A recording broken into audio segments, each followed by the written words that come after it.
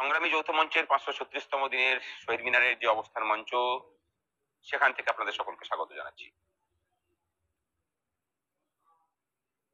একটা অংশের সরকারি কর্মচারী সমাজ প্রশ্ন করেন যে এখনো অবস্থান চলছে কিনা। আমরা বলি যে হ্যাঁ, চলছে।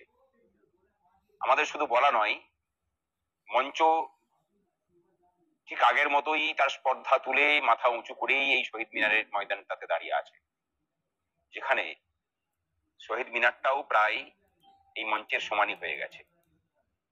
এই মঞ্চ যে লড়াই দেখেছে, যে লড়াই দিয়েছে, যে লড়াই দিচ্ছে, আমরা বলি যে যতদিন মঞ্চ আছে ততদিন অধিকার অর্জনের আশাও আছে, ততদিন বঞ্চনা মুক্তিরও আশা আছে। অনেকে প্রশ্ন করেন যে আর চালিয়ে কি হবে। আমরা বলি যে বঞ্চনা মুক্তিই যখন হয়নি তখন থেমেই বা কি হবে। থামিয়ে তো যে কোনো দিন দেওয়া যায়, কিন্তু যে গতিতে আমরা চলছি সেই গতিটাকে স্তব্ধ করিয়ে থেমে যাওয়াটাও হয়তো একটা মরণের সমান। যে সাথীরা এখনো পর্যন্ত দাঁতে দাঁত কামড়ে লড়ে যাচ্ছেন, যাদের জন্য লড়ছেন, সময় হয়েছে তাদের বিবেক বোধ এবং স্পর্ধাকে জাগানোর। যাদেরকে দেখছেন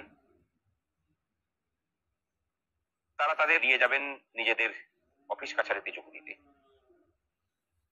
আমরা সবাই কিন্তু এই ত্যাগটা স্বীকার করতে পারি, কিন্তু করি না। করি না কারণ অধিকার বোধের সেই জোর আমাদের অধিকাংশের মধ্যে নেই। মানুষ যখন অধিকার বোধে জেগে ওঠে, তখনই বঞ্চনা মুক্তি তার কাছে স্বপ্ন থেকে বাস্তব হয়ে ওঠে।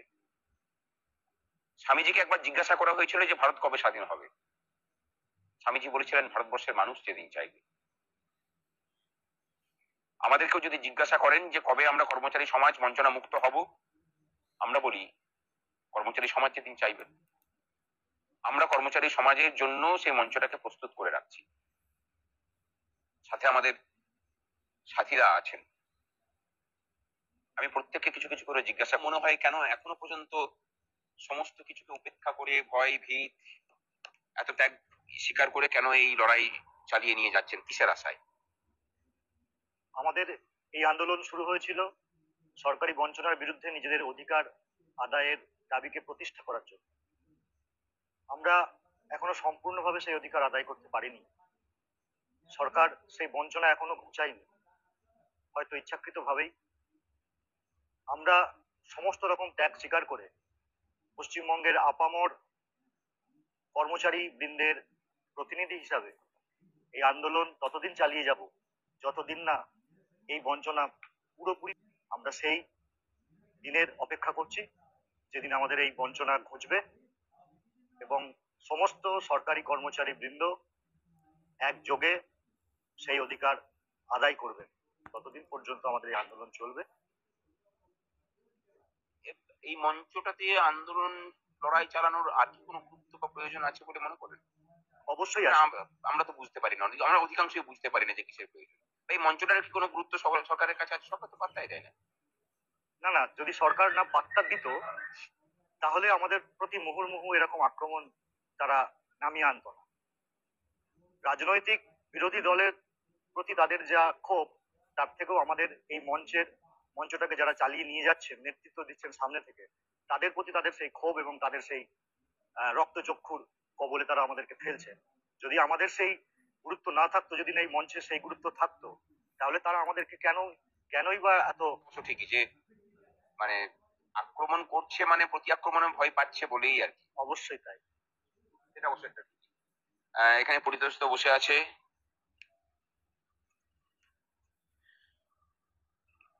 পরিদর্শিতা একদম সদা সজীব। পরিদর্শিতাকে জিজ্ঞাসা করবো যে কোন আশাতে লড়াইটা চালিয়ে নিয়ে যাচ্ছে এখনো।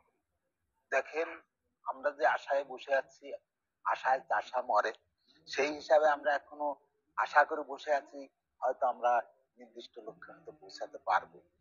যেহেতু আমাদের উপরে ভাস্করদা যেরকম নেতৃত্ব দিচ্ছেন, আরো অনেকে আছেন যারা আমাদের পরিচালিত করছেন, আমরা সেই আশায় এখনো বুক বেঁধে বসে আছি। এই কলকাতার আমাদের জয় একদিন না একদিন হবেই, সেই জয়ের আশায় আমরা এখনো পথে বসে আছি। এখানে নওশের রয়েছে। নওশের দ্বিতীয় দফায় অনশন করেছিল তখনই মুখটা পরিচিত হয়তো সকলের কাছে। বাড়িতে ছোট ছোট বাচ্চা আছে, তারপরেও নসের নিয়ম করিয়ে আসে, ছুটি নিয়ে থাকলে এসে উপস্থিত হয়। নওশেরকে জিজ্ঞাসা করবো যে উম, এখন ধরো মঞ্চে সেই মঞ্চ ভর্তি লোক নেই, তারপরেও কোন আশাতে লড়াইটা চালিয়ে যাচ্ছে? যে একটা সময় এই কর্মচারী সমাজের মধ্যে দেখা গিয়েছিল যে কর্মচারী সমাজরা কিন্তু একটা সময় খুব প্রচন্ড ভাবে জেগে উঠেছিল। কারণটা হয়তো আজ অজানা।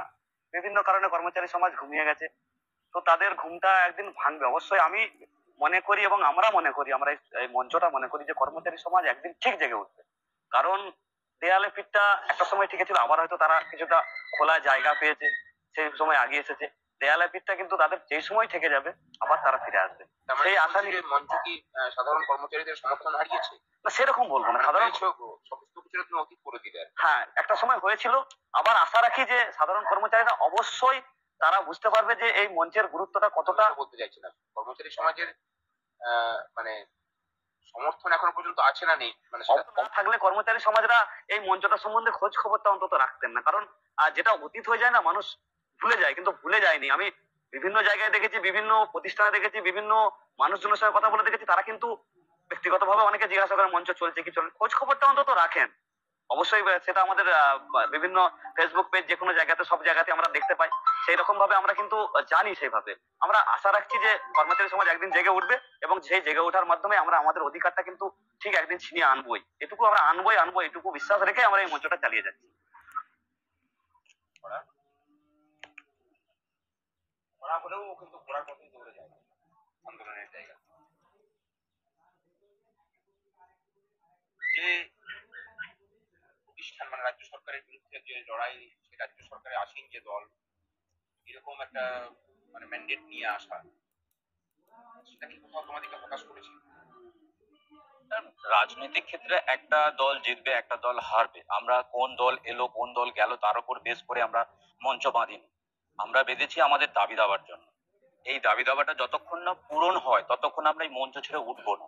এটা কর্মচারী সমাজের কাছে, আমার কর্মচারী বন্ধুদের কাছে একটাই মেসেজ করব, মঞ্চ ভরিয়ে তুলুন আগের মতো, কাঁধে কাঁধ মেলাই, হাতে হাত মেলাই, আমরা এগিয়ে যাই আগামী লক্ষ্য পূরণের জন্য।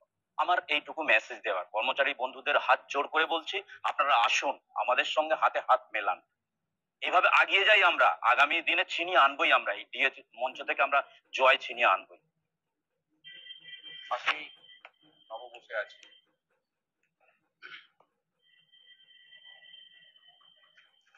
আচ্ছা নব, লড়াইটা কি শুধুমাত্র এই মহার্ঘ ভাতার জন্যই লড়াইটা সীমাবদ্ধ থাকবে, নাকি আরো বৃহত্তর কোনো